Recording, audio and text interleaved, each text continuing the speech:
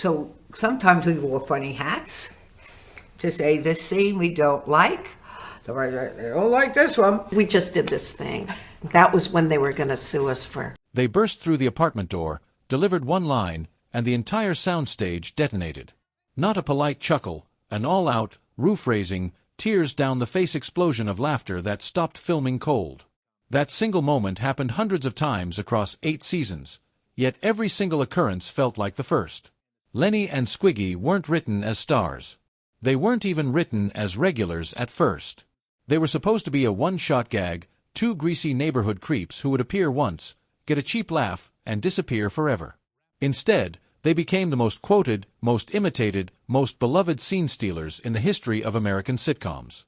And it all began, of all places, in Penny Marshall's living room. Los Angeles, 1975. Penny Marshall and Rob Reiner's house in the hills was the kind of place where the phone never stopped ringing and the doorbell never stopped opening. On any given night you might find Gary Marshall, Art Garfunkel, Carrie Fisher, a young unknown named Robin Williams, or half the writing staff of Happy Days sprawled across the couches, arguing about baseball, doing bits, and drinking whatever was cold. Penny and Rob collected funny people the way other people collect art. One of those nights, nobody remembers the exact date, 2 regulars from the Los Angeles comedy underground showed up, David Lander and Michael McKean. They had been performing together for years, first in the legendary improv troupe The Credibility Gap, a West Coast answer to Second City and the Firesign Theater, then in small clubs and on radio. They were brilliant, fearless, and completely unknown to television audiences. Halfway through the evening, as the room loosened up with wine and stories, David and Michael did what they always did when they sense an audience. They slipped into characters they had been developing for years. 2 hopelessly deluded, leather-jacketed, pompadour sporting losers from the wrong side of Milwaukee who believed they were God's gift to women, music, and basically everything else. 1 second they were David and Michael, the next they were Lenny Kosnowski and Andrew Squigman, greeting the room with a nasal, synchronized, hello. The effect was instantaneous. Penny dropped her drink. Cindy Williams, who happened to be there that night, doubled over. Rob Reiner laughed so hard he fell off the couch. People who were mid-sentence forgot what they were saying. It wasn't polite cocktail party laughter. It was the kind of helpless surrender comics dream about. Penny turned to Cindy and said, "We have to get these 2 in front of Gary. Tomorrow." There was no formal audition. No headshots, no agent calls, no casting director. Just Penny grabbing her brother by the sleeve the next day on the Paramount lot and dragging him to stage 19, where Laverne and Shirley was blocking its 3rd or 4th episode. David and Michael were told to do the thing you did at my house. They walked onto the bare set, the crew still setting lights, and recreated the living room bit. Gary Marshall watched for exactly 12 seconds, turned to his writing staff, and said, "We're rewriting the episode tonight. These 2 are in it." That is literally how it happened. No competition, no callbacks, no network approval. Just instinct, opportunity, and 2 performers so undeniably electric that an entire show bent itself around them overnight. The original script called the characters Lenny and Anthony, 2 more Italian-American neighborhood guys who would harass Laverne and Shirley exactly once and then vanish. The problem? The show already had Frank DeFazio, Phil Foster, Carmine, the Big Ragusa, Eddie Mecca, and an Italian-American flavor so thick you could smell the Sunday gravy through the television screen. Gary took one look at the breakdown and said, "We've got too many Italians. One of them has to go." Michael McKean's character, originally Anthony, was the one who got the makeover. Out went the Italian surname and accent. In came Andrew Squiggy Squigman, a name that sounded like a sneeze, and a cartoon character had a baby.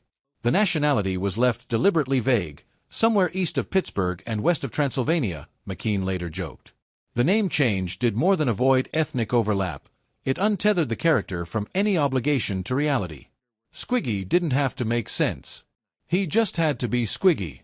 Lenny's full name stayed Leonard Lenny Kosnowski, a surname Penny Marshall gleefully claimed was Polish for, "Help, there's a hog in my kitchen." The names alone became punchlines before the actors even opened their mouths. Walk onto the set and the audience was already primed. Here comes trouble, and its name is ridiculous. Cindy Williams remembered the exact moment she realized the rename had changed everything. The second they walked in as Lenny and Squiggy, not Lenny and Anthony, the energy in the room shifted. The names were funny. The names promised chaos, and they delivered every single time. Gary Marshall didn't guess. He calculated. He believed every successful sitcom needed a clearly defined ladder of social competence. At the top, characters who were slightly more together than the leads. Think Fonzie towering over Richie Cunningham. At the bottom, characters so hopelessly inept that the heroes looked like Rhodes Scholars by comparison. Laverne and Shirley were already lovable underdogs, two working-class women trying to make it on their own in late 1950s Milwaukee. They needed someone beneath them on the ladder, someone who made bottle capping at Schott's Brewery look like a Nobel Prize pursuit. Lenny and Squiggy were custom-built for the bottom rung. Somebody's gotta be worse than you, Gary liked to say. It wasn't cruelty, it was architecture. Lenny and Squiggy were the pressure release valve. No matter how bad Laverne and Shirley's day got, lost jobs, broken hearts, money troubles, two greasy idiots were always waiting upstairs to remind everyone that yes, it could be worse. Much worse. Michael McKean understood the assignment perfectly. We were the chaos that made their normal look sane. And we loved being the bottom of the ladder. The view from down there was hilarious. Some moments in television are so perfect they become part of the cultural DNA. The Fonzie motorcycle jump. Kramer's slide through Jerry's door. Lucy in the chocolate factory. And then there is the Lenny and Squiggy entrance. It always began the same way, a slow creak of the apartment door. The audience started laughing at the creak. They knew. Then the pause, just long enough for anticipation to become unbearable. Lenny first, tall and vacant, greasy blonde hair sculpted into a pompadour that defied gravity and taste. Then Squiggy, shorter, darker, shoulders hunched forward like a vulture in a leather jacket, chin jutting, lower lip curled in permanent disdain. Another beat of silence. And then, in perfect nasal unison, "Hello." The roof came off. Every single time. Cindy Williams called it controlled chaos disguised as a happy accident. David Lander and Michael McKean rehearsed that entrance the way ballet dancers rehearse a lift, down to the inch, down to the half-second. Where they placed their feet. How far they leaned. The exact length of the stare. The micropause before the word. It looked spontaneous because it was engineered to the millimeter. Sometimes they pushed it further. McKean remembered nights when they would fling the door open and simply stand there. No dialogue, no movement, just the two of them framed in the doorway like a demented painting. The audience would scream with laughter at the sheer anticipation. That, he said, was when we knew we owned the room. Keeping a straight face opposite Lenny and Squiggy became the ultimate test of professional discipline. Penny Marshall joked that she and Cindy should have received combat pay.